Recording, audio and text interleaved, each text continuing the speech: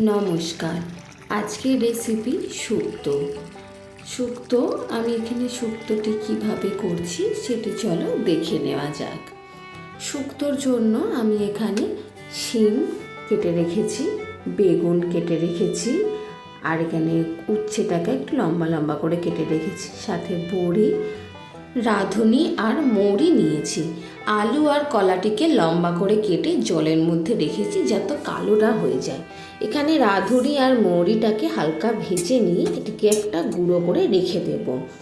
কড়াইতে বসিয়ে দিলাম আর তাতে আমি জল দিয়ে দিলাম, স্বাদ মতো নুন দিয়ে দিলাম, দিয়ে আলু আর শিমটিকে একটু 30% মতন আমি কুক করে নেব, যাতে এটা খুব বেশি সিদ্ধ না হয়ে যায়, একটু হালকা ভাপিয়ে নেওয়া। ততক্ষণে আমি এখানে যে মশলা ব্যবহার করছি সেটিকে পেস্ট করে নেওয়া যাক। এখানে সর্ষে আর পোস্তটাকে আমি খুব ভালো করে একটু বেটে নেব। খুব মিহি করে বাটার দরকার পড়বে না, আপনারা যেরকম পারবেন সেরকম একটু বেটে নিলেই হবে।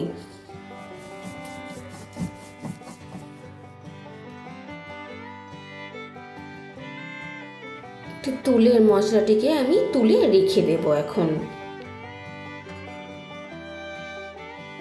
এবার দেখে নিই কতটা আমাদের সিদ্ধ হলো। দেখুন বেশ ভালোই সিদ্ধ হয়ে গেছে ওটা, আর সিদ্ধ করার দরকার পড়বে না। এবার এটিকে আমি তুলে নেব। তুলে একটু সঙ্গে সঙ্গে ঠান্ডা জলের মধ্যে দিয়ে দেবেন যাতে এটি ওভারকুক না হয়ে যায়। আর ওই ভাপিয়ে নেওয়া জলটিকে ফেলে দেবেন না, ওটি আমাদের পরবর্তী সময় কাজে লাগবে। কড়াইতে তেল দিয়ে একটু বড়ি, বিউলির ডালের বড়ি আমি এখানে একটু ভালো করে লাল করে ভেজে নিয়েছি। ভেজে নেওয়ার পর ওই কড়াইতে আরও একটু তেল দিয়ে বেগুনগুলিকে আমি আবারও একটু ভেজে নেব। বেগুনগুলি ভাজা হয়ে গেছে, আবার আমি তুলে রাখবো। এক এক করে আমি ওখানে কড়াইয়ের মধ্যে আবার আমি কলা দিয়ে দেবো, কলাটিকেও লাল করে ভেজে নেব। ভেজে নিয়ে আবারও এটিকে সুন্দর করে তুলে আমি রেখে দেব। তারপরে আমি এখানে তেলের মধ্যে উচ্ছে দিয়ে দেব। উচ্ছেটাকে বেশ একটু কড়া করে ভেজে নিতে হবে আপনাদের। ভেজে তারপরে আবার তুলে রাখবেন। ওই কড়াইয়ের মধ্যে আমি একটু তেল দেব, তেল দিয়ে তাতে 5 ফোড়ন দেব আর একটা তেজপাতা দেব। হালকা একটা মিষ্টি ফ্লেভার আসবে। যে মশলার পেস্টটি তৈরি করেছিলাম সর্ষে আর পোস্ত, ওটিকে দিয়ে একটু নুন দিয়ে মশলাটির কাঁচা গন্ধ চলে যাওয়া অবধি একটু কষিয়ে নিতে হবে। তারপরে শিম আলু ভাপিয়ে রাখা সেটিকে দিয়ে কষিয়ে নেবেন।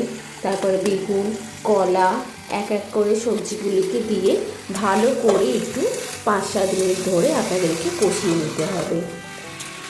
তারপরে এখানে আমি যে ভাপিয়ে রেখেছিলাম সেই জলটি আমি এখানে দিয়ে দিলাম। সাথে আমি 1 বাটি দুধও আমি এখানে দিয়ে দিলাম। দিয়ে উচ্ছেগুলিকেও কিছুক্ষণের পর ফুটে গেলে তারপর উচ্ছেগুলিকে আমি দিয়ে দেবো। দিয়ে বেশ ভালো করে নাড়াচাড়া করে নেবো। তার কিছুক্ষণ পর আবারও আমি বড়িটি দিয়ে দেবো। যে মশলাটি বানিয়ে রেখেছিলাম রাঁধুনি আর মৌরি, সেটিকে দিয়ে দেবো। দিয়ে খুব ভালো করে নাড়াচাড়া করে আমাকে এটা কষিয়ে নিতে হবে। নিয়ে মশলাটিকে তৈরি করতে হবে। সব শেষে কিন্তু ঘি দিতে ভুলবেন না। ঘি স্বাদটিকে আরও অসাধারণ করে তুলতে সাহায্য করে। তো সব শেষে এটা আপনারা ঘি কিন্তু অবশ্যই দিয়ে দেবেন।